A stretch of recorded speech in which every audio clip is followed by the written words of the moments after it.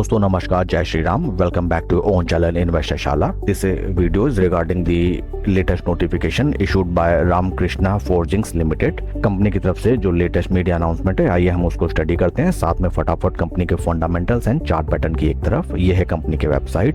Company past 43 year से incorporated and company के manufacturing plants. Company 18 different countries को अपने प्रोडक्ट्स एक्सपोर्ट करती है एंड इंस्टॉल्ड फोर्जिंग कैपेसिटी है कंपनी की 2,70,000 प्लस MTPA। ये है वेरियस डिविजन्स जिनके अंतर्गत कंपनी अपने प्रोडक्ट्स मैन्युफैक्चर करती है, प्रोवाइड करती है। Automotive, oil and gas, railways, construction and mining, farm equipment and power.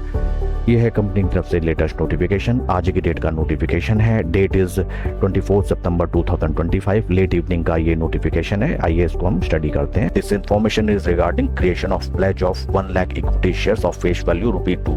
तो फ्रेंड्स, आरके फोर्जिंग्स कंपनी के प्रमोटर एंड प्रमोटर ग्रुप, जिनका नाम है नरेश दलान, इन्होंने अपनी ही कंपनी के 1 लाख शेयर्स बंधक रखा दिए हैं, taking loan from Tata capital limited. ये ज्यादा कुछ एप्रिसिएटिव न्यूज निकल के नहीं आई है। इसी के साथ एक और नोटिफिकेशन कंपनी की तरफ से आज ही रिलीज की गई है। That is in continuation with the previous notification. ये भी काफी डीमोटिवेटिंग टाइप ऑफ इंफॉर्मेशन है, जिसमें आप देख सकते हैं कि प्रमोटर एंड प्रमोटर ग्रुप, जिनका नाम रिफ्लेक्ट कर रहा है रिद्धि पोर्टफोलियो प्राइवेट लिमिटेड, इन्होंने अपने 65 लाख शेयर्स पे प्लेज क्रिएट कर लिया है for the purpose of taking loan from Tata capital limited. Pledge करने से पहले इनकी टोटल शेयर होल्डिंग थी 6.055 करोड़।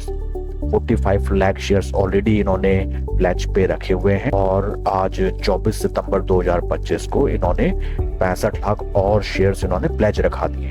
तो टोटल जो इनकी होल्डिंग थी 6.055 करोड़, उसमें 1 करोड़ 10 लाख शेयर्स तो इन्होंने अपने प्लेज ही रखा दिए। इसको कहते हैं सोने पे सुहागा, बट सोना मिला प्रमोटर के पल्ले एंड हम लोग रह गए झल्ले। एक तो फर्स्ट एंड फॉरमोस्ट, स्टॉक का प्राइस ऑलरेडी काफी बिटन डाउन है, उससे निवेशकों को severe loss. Second thing is promoter and promoter group, ये तो लगातार अपने शेयर्स को डाउन प्राइस में भी प्लेज करके धड़ाधड़ लोन फैसिलिटीज अवेल कर रहे हैं, but they are not considering anything about the small and retail shareholders. It is a very much red signal, I will say, अगर आपकी ऑलरेडी इस शेयर में पोजीशन है।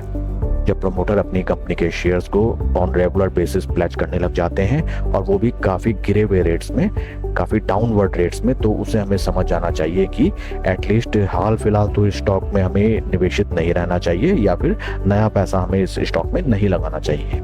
आइए अब हम चलते हैं चार्ट पैटर्न की तरफ, क्योंकि फ्रेंड्स एक चीज आप हमेशा ध्यान रखिए, पैसे की रिक्वायरमेंट तो खैर हर किसी को होती है। कई लोग इसको जस्टिफाई कर सकते हैं कि प्रमोटर को मे भी पैसे का रिक्वायरमेंट हो या अदर फाइनेंशियल नीड्स हो, बट एक चीज आप ध्यान रखिए, फाइनेंस नीड्स को पूरा करने के लिए अपने इक्विटी शेयर्स को ही प्लेज कर देना एक इकलौता चारा नहीं बचता है। अभी भी घर के जेवर बेचे घर नहीं चलाया जाता है, इस चीज को आप हमेशा ध्यान रखें। वो भी हाँ, अगर प्रमोटर अपने कंपनी के शेयर्स को प्लेज कर रहा है या सेल कर रहा है at the extreme top levels, अगर यहाँ पे करते then it is okay.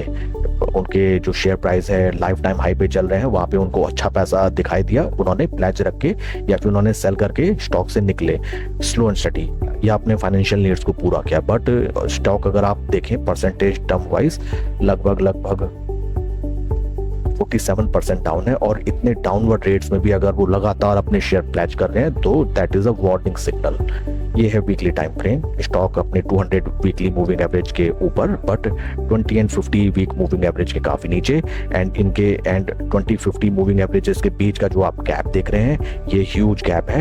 It reflects की स्टॉक टोटली बियर्स की गिरफ्त में। जब भी कभी स्लो एंड स्टडी ऊपर की तरफ चलने लगता है तो अगेन इसको ठोका जाता है बियर्स के द्वारा।